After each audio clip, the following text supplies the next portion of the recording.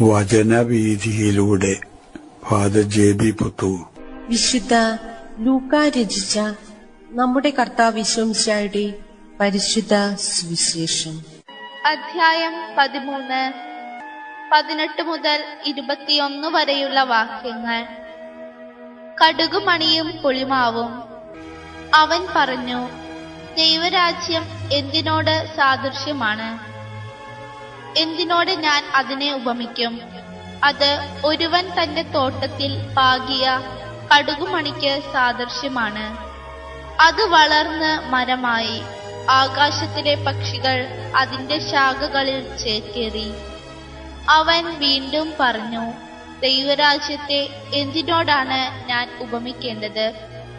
ഒരു സ്ത്രീ 3 അളവ് മാവിൽ അത് മുഴുവൻ പുളിക്കുവോളം ചേർത്ത് വെച്ച പുളിപ്പ് പോലെയാണത്. ദൈവരാജ്യത്തിന്റെ വിമോചനാത്മകമായ ദൗത്യം. തന്റെ ഹൃദയ വിഷയങ്ങളിൽ ഒന്നായ ദൈവരാജ്യത്തെപ്പറ്റി ജനങ്ങളോട് യേശു പഠിപ്പിച്ചുകൊണ്ടിരിക്കുകയാണ്. യേശു അവരോടായിട്ട് പറയുന്നു, ദൈവരാജ്യം വളരെ നിസ്സാരമായിട്ടും അവഗണിക്കാവുന്നതായിട്ടും തോന്നാമെന്നുവരികിലും അതിന്റെ സാന്നിധ്യം കൊണ്ട് അത് ജനകോടികൾക്ക് ഒരു അത്താണിയായിട്ടും അത് അന്വേഷിക്കുന്ന ജനങ്ങൾക്ക് താങ്ങും തണലുമാകാനും അതിന് സാധിക്കും എന്ന സത്യം വെളിപ്പെടുത്താൻ വേണ്ടി കൂടെ യേശു കടുകുമണിയോട് അതിനെ ഉപമിക്കുന്നു.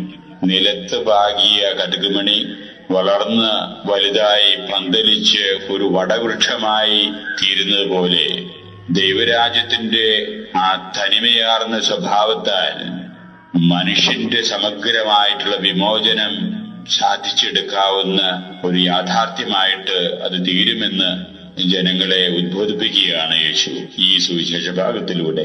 തുടർന്ന് യേശു പറയുന്നു, ദൈവരാജ്യത്തിന് മറ്റൊരു ഡയമെൻഷൻ, മറ്റൊരു മാനവും കൂടെ ഉണ്ട് എന്ന് ജനങ്ങളെ പഠിപ്പിക്കുകയാണ്.